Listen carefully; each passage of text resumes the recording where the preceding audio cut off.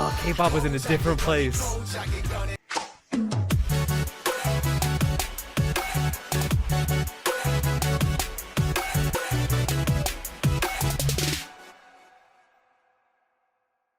Hello and welcome back to my channel. Some more BTS today. Right before I started filming this video, I rewatched, because I've watched it many times, their Fire MV, but I searched for one that had names on the bottom that would show what member was on screen or whose line was what, trying to just understand from a song that I know, connect vocal lines and raps to faces, connect the scenes to faces. So I think that did help a little bit, but we are starting with BTS's debut today. I like starting just from the very beginning with groups and just kind of working my way up. I just think that's the most fun to see how sound and I guess just their styling and whatnot evolved over time, especially them who debuted I think back in 2013, so it's been a while. I'm expecting maybe some older sensibilities of styling in terms of K-pop, where I don't know, there was always like heavy eye makeup usually on the male K-pop group, so let's see if that is true here. So their first MV was No More Dream. I actually found one that isn't the official upload because that doesn't have captions, so the video quality on this is probably going to be a bit worse, but it does have captions, so I want to be able to see what they're singing about. And then the second song we're checking out is We Are Bulletproof Part 2. So let's hop into it. This is at BTS with No More Dream. Alright. I'm interested to see how the style is. Oh yeah. Who's got the shades on?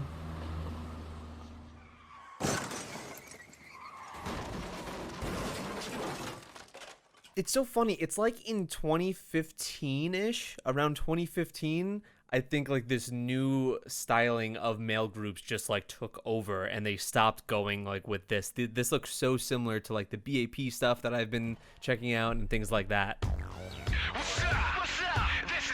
Oh, it's gonna be angsty. It's gonna be angsty. Oh my god, RM's hair. Oh, it's gonna be impossible to recognize him here. They're all, or them, they're all babies. Oh my god. Jungkook was like 13. Ooh. Yeah, you know what I'm talking about? I'll show you. This is exactly what I'm talking about right here. So many of the male group artists looked just like that. The heavy eye makeup styling, the hair looked like that. It was like this like pseudo like alternative emo look. You could see it in the VIX videos too that I've checked out. It's so funny how they all styled themselves like that. Oh my god. Why did someone let RM do that to his hair? He looks like he should be on the Knicks.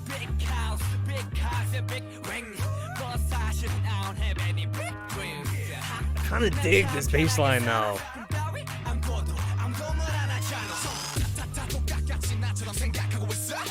Ooh.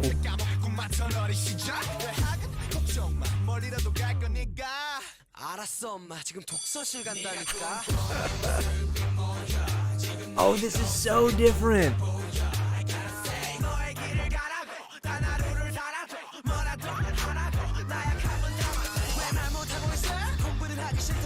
Oh.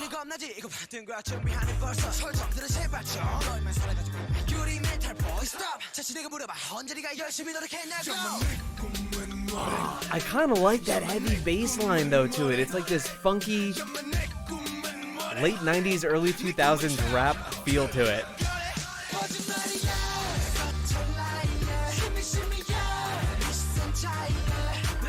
Even with them being kind of in like a cul-de-sac with these suburban houses and them skateboarding, it is like full on teenage angst feel here. And of course, because they're still incredibly young, makes sense.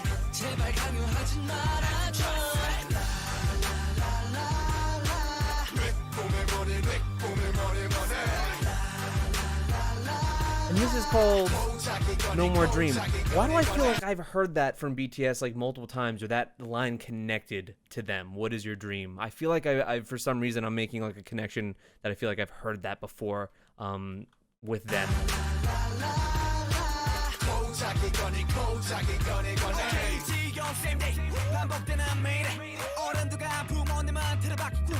Oh, they're so little, these lyrics.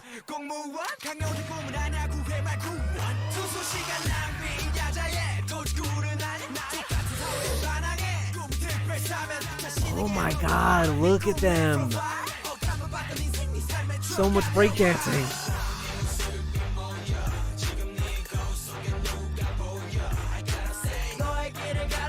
Oh, I can't recognize anyone here. Except RM. He stands out like a sore thumb.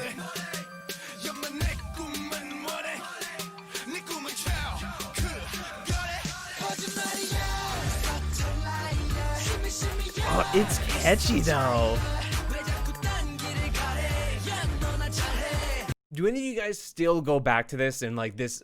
Because I know that a lot of you being BTS fans either, you know, came from like, you know, around those fire, like dope era years, or maybe even more recent stuff. There's like a different timeline from when you hopped in. Do any of you go back to this that were fans of, I guess, either more recent stuff or something within the last 3 or 4 years? And do you still enjoy this? I kind of like it. It's very different from their other stuff, but oh my God, why are you doing that?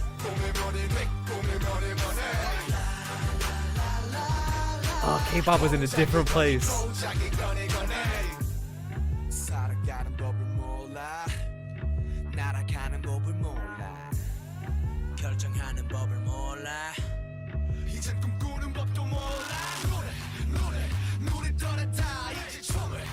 And what was the response of this?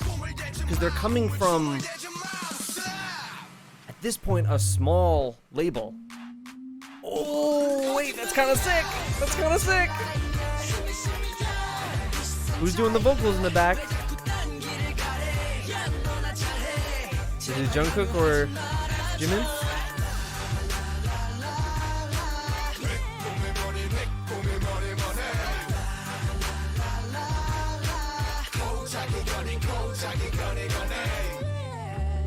Wow. To all the youngsters without dreams. Nothing like older K-pop with a little tinge of hokiness. Gotta love it.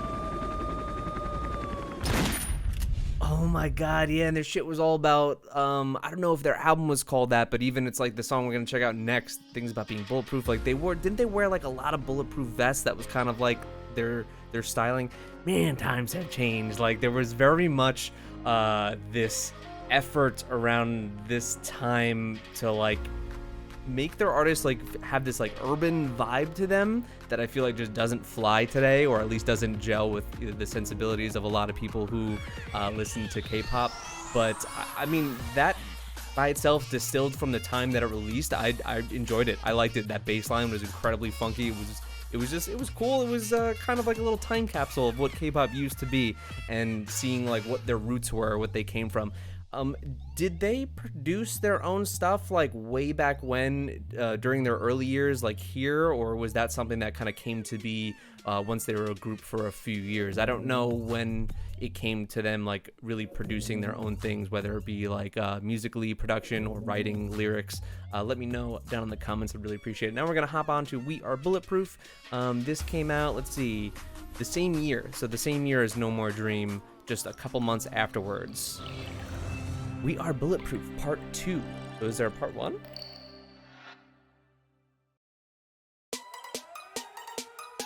Still got that hair with RM. Who's got the shoulder pads? Icy shoulder pads. Or just poofy shoulders. What is that? What is that?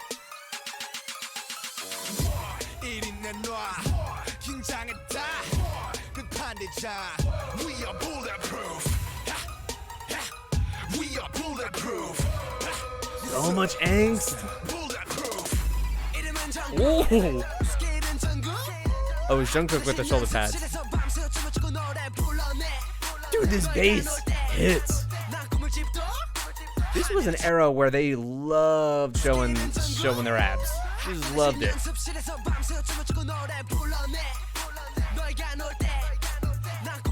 Yeah, they did talk about their dreams a lot in this early tracks. Oh my god.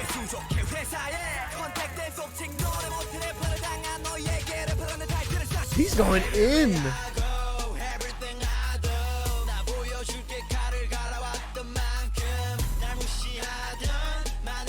These early tracks, though, I gotta say, these backtracks are really, really good.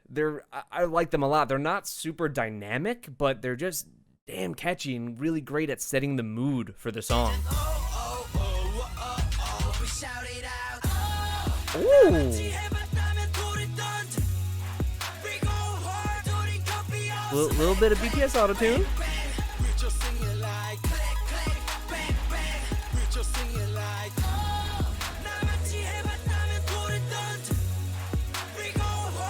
Ooh.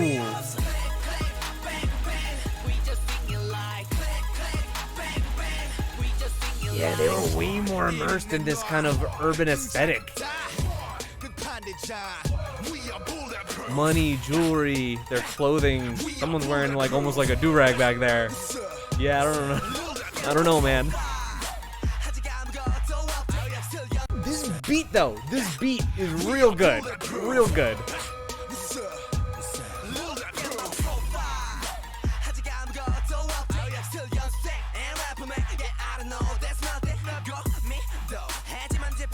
And I like how this song is kind of like they're each introducing themselves and what they're about.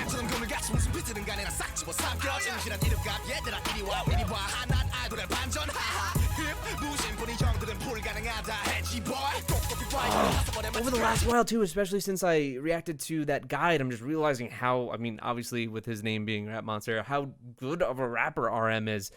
For some reason, I've just always had this idea in my head that like, oh, if I'm hearing a rap, like it's Suga, but I like going back into BTS songs that I know, realizing that some of these parts were RM that I've been loving. He's damn good.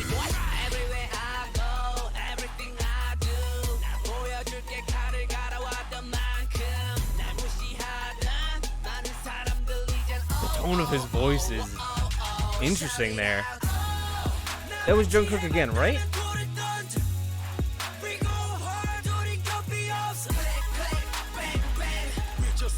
I like this song more than No More Dream. I like this vocal rise here, and I think when the beat drops a bit and goes a bit lower, it's really catchy.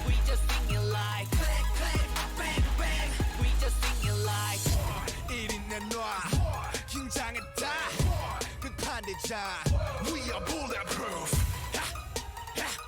We are bulletproof. And that's what I think.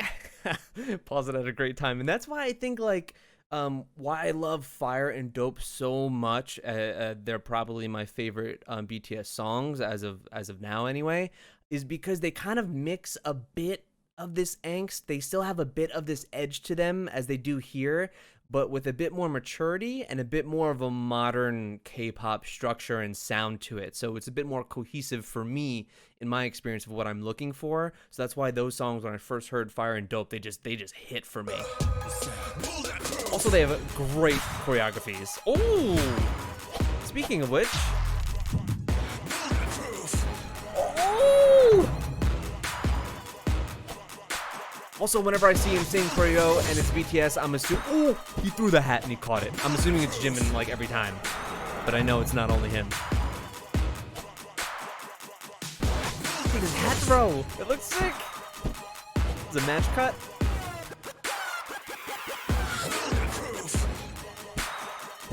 I've never seen a hat choreo before. I don't think I ever have. Not like that. Ooh, ooh, the match cuts.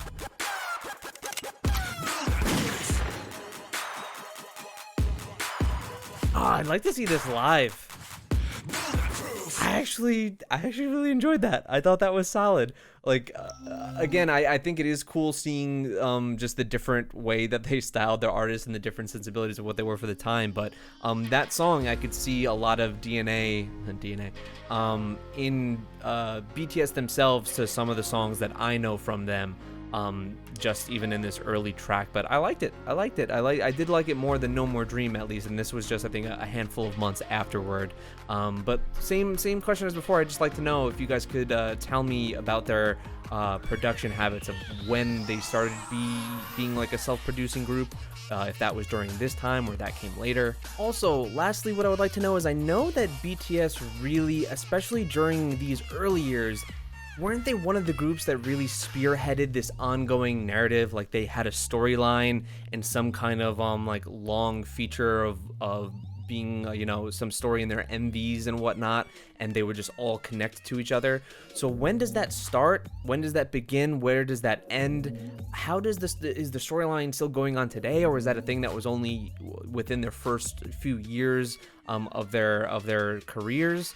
I'd like to know that, just because I know that a lot of other groups, especially ones that I'm really into, do that kind of loose story thing. So I'd really like to learn a bit more about theirs, them being one of the, I guess, early adopters of kind of like an overarching narrative kind of thing. I always think that's super cool when there's an extra layer of just cool stuff to sift through behind each MV and things that fans are looking out for, and wondering not only what the next song is going to sound like, but how it's going to affect the storyline of the members and whatnot. I think that is really, really cool. So especially, I think that was mentioned in the guide that I checked out last week, and they were saying, I'm pretty sure that Jin was like a big, like he has a big factor in that storyline. So maybe you guys could tell me a little bit more about that, and if that has anything to do with these two MVs that I checked out today, or that comes out later. I'd really, really be interested in knowing that. And also, let me know if you enjoy me going through like the timeline of BTS like this, checking out 2 songs a week and just going through their timeline from beginning to end. I just find that to be the most interesting way to do things. And I also love seeing these older videos, just even if they are like slightly dated. I think it's just really interesting, and this was only like 7 years ago, so that's not that old. I mean, to me, in my head, maybe to someone who's, I don't know, younger listening to this, that's very old, but not to me. So I do like seeing this stuff. But thank you guys so much for checking out this video. Expect some more BTS every Wednesday. That is kind of my deal. If I miss a day, then I'll upload the BTS video the next day. Depends how I'm feeling. I just like to give genuine reactions, so if I'm not feeling it, then I'll just upload it the next day. But thank you guys so much for checking this out, and I will see you next week.